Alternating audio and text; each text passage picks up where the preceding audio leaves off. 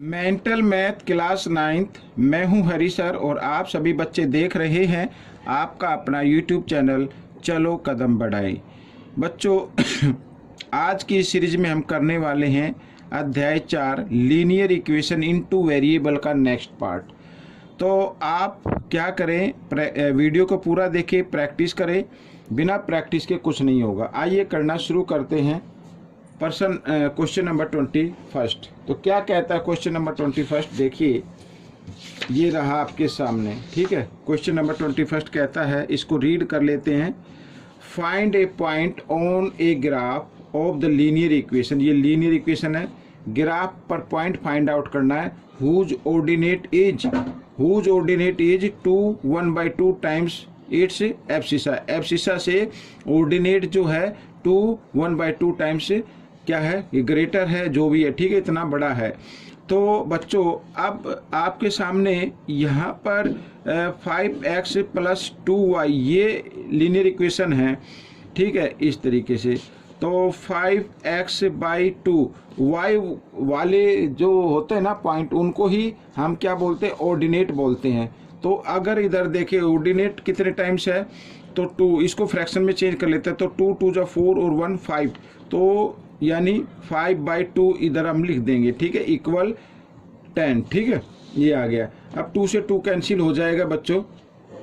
आइए इधर कर लेते हैं। तो 5x = 10, ये +2 है, 2 से 2 कैंसिल, +5 बचा इधर, तो इक्वल के साइन से इधर आएगा राइट साइड में, तो ये हो जाएगा माइनस का, ठीक है, इस तरीके से। तो और माइनस किया तो कितना आ गया, 5 आ गया। x की वैल्यू निकालनी है, तो 5 इधर मल्टीप्लाई में, इधर आकर डिवाइड में आ गया, तो 1 आ गया।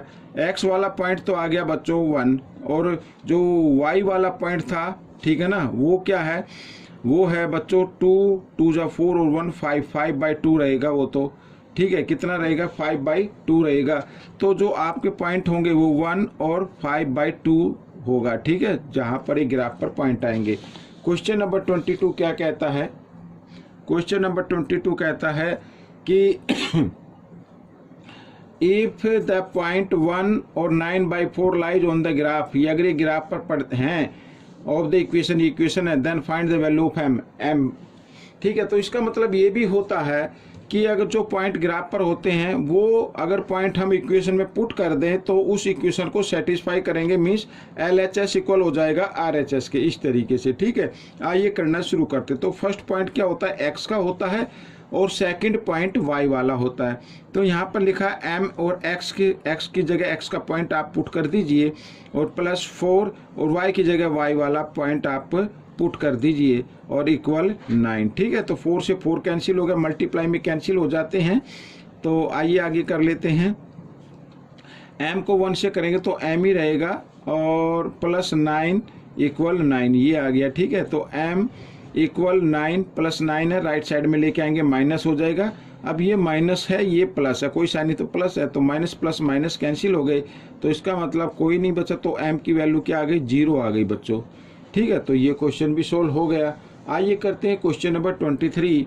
क्या कहता है, express the following statement as a linear equation in two variable, ठीक है। इसको जो स्टेटमेंट दी हुई है इसको हमें लीनियर इक्वेशन में बनाना है। अब लिखा है age of x exceed age of y, ठीक है, यहाँ बाई 4 ईयर्स। तो कहने का मतलब है x की जो एज है वो y की एज से 4 ईयर क्या है, ये ज़्यादा है।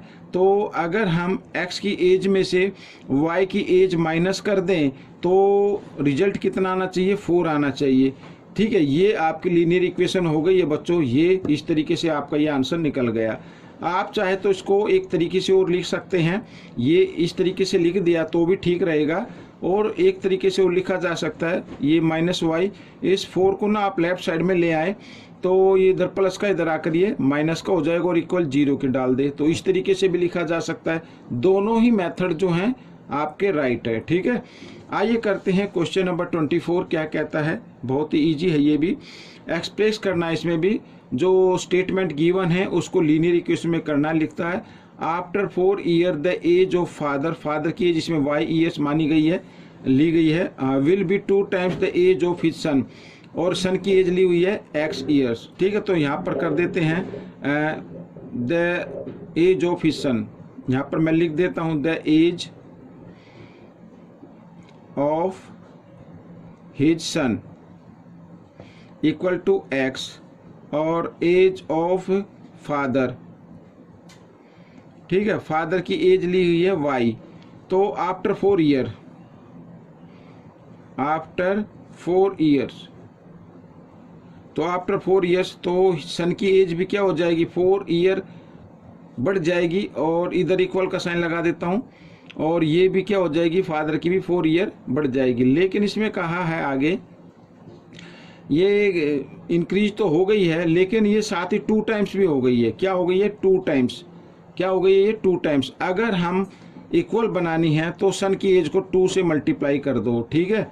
आइए करते हैं, 2 को x के साथ किया 2x, 2 को 4 के साथ भी करेंगे, 2 4 जा 8 और इक्वल y प्लस 4, ठीक है। आइए इधर कर लेते हैं। अब जो आप देख रहे हैं y वाली वेरिएबल, इसको लेफ्ट साइड में लेके आना है, इक्वल के साइन से इधर तो प्लस है, इधर आकर ये माइनस हो जाएगा, ठीक है ना।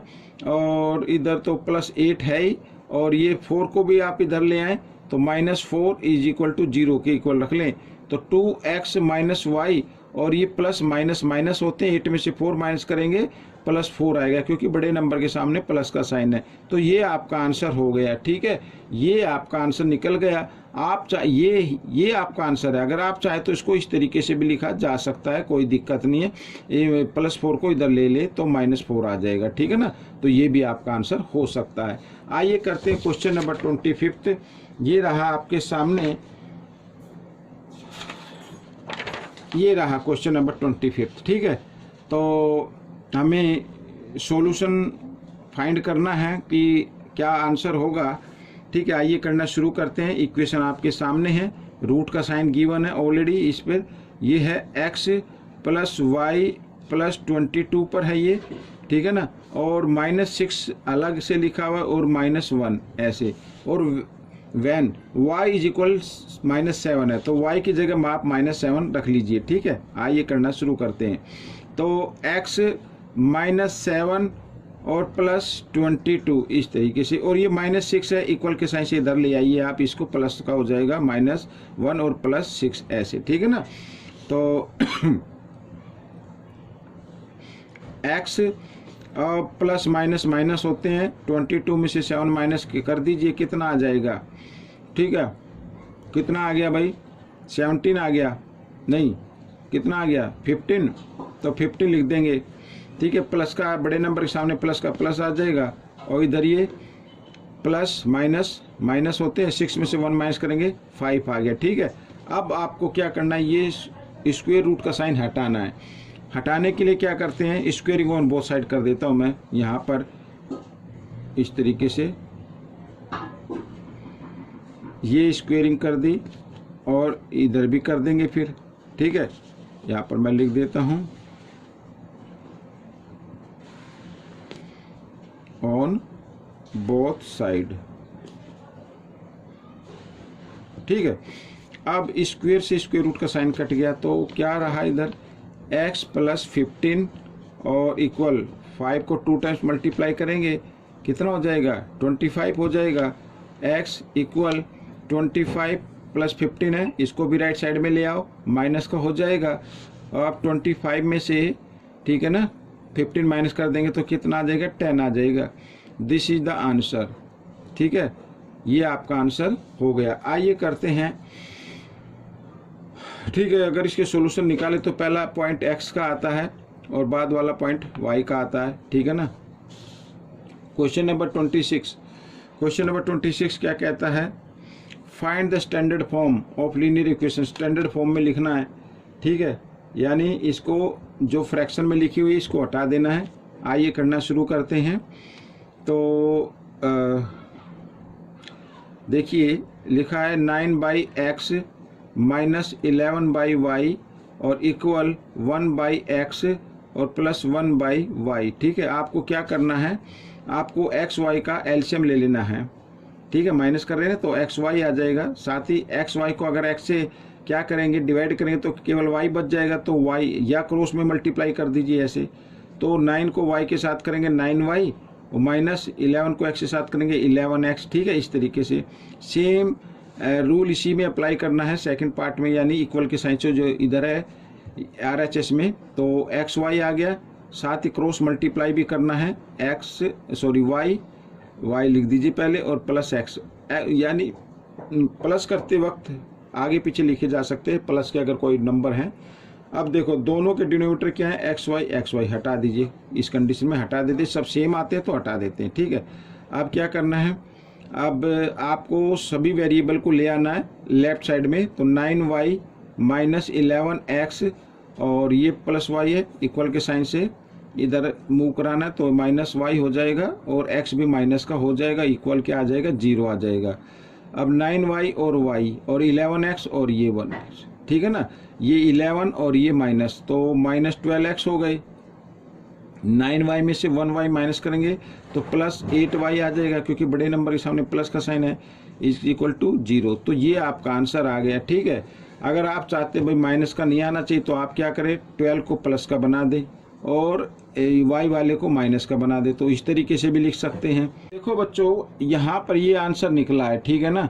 अब इसमें से कुछ बच्चे पीछे मेंटल मैथ में देख के कहेंगे सर आंसर रॉन्ग है, ये आंसर ठीक है। आप चाहे तो इसको डिवाइड कर सकते हैं कॉमन नंबर से, ठीक है ना। मान लीजिए 4 से करते हैं तो 4 से इसको डिवाइड करेंगे 12 को तो 3 आ जाएगा, 3y और माइनस 4 2 जा 8, तो 2 पे हो जाएगा ये डिवाइड और 4 0 0, ठीक है। तो ये भी आंसर आपका हो सकता है, अगर एक बच्चा ये करता है दूसरा बच्चा ये करता है, दोनों ही आंसर ठीक है, ठीक है। तो ये मेरे को बताना था, कभी आप ये सोचो कि सर आपका आंसर गलत आया, गलत नहीं है, दोनों राइट हैं।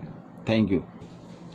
The cost of an air condition x, ठीक है, is 500 more than 3 times the cost of cooler. Cooler की कॉस्ट से जो एसी की कॉस्ट है वो दी हुई है कि जो कूलर की कॉस्ट होगी उसके 3 टाइम्स से 5000 मोर है, ठीक है। और कूलर की कॉस्ट वाई में ली हुई है और एयर कंडीशन की कॉस्ट किस में ली हुई है, एक्स में ली हुई है। तो अब इसमें अगर एक तरीके से देखा जाए तो जो एयर कंडीशन की कॉस्ट है वो गिवन है, ठीक है ना। तो यहाँ पर यानी वाई की, अगर देखो यहाँ पर मैं लिख देता हूँ पहले कैसे करना है, the cost of air condition, the cost of air condition, ठीक है। The cost of air condition इसमें एक्स ली हुई है और कॉस्ट ऑफ क्या है, कूलर, यहाँ पर कूलर लिख देंगे, ठीक है, वो कितनी हुई है, वाई दी हुई है और ये रुपीज में है बच्चों, किस में है, ये रुपीज में है, ठीक है। अच्छा, अकॉर्डिंग टू क्वेश्चन यहाँ पर क्या करते हैं, अकॉर्डिंग टू क्वेश्चन। अब जो एयर कंडीशन की कॉस्ट है वो कूलर से कितनी है, मोर है, ठीक है। कितनी मोर है, यानी कि देखो यहाँ पर ये मैंने एयर कंडीशन की लिख दी और इधर ये मैंने क्या लिख दिया, कूलर की कॉस्ट लिख दी, ठीक है, और बीच में इक्वल का साइन लिख दिया। अब कहता है कि ये जो एसी की कॉस्ट है ना, अब हमें इसमें दिखाई तो नहीं दे रहा ना कि इसमें 5000 मोर है या 3 टाइम्स है, तो इसमें कहा है जो कॉस्ट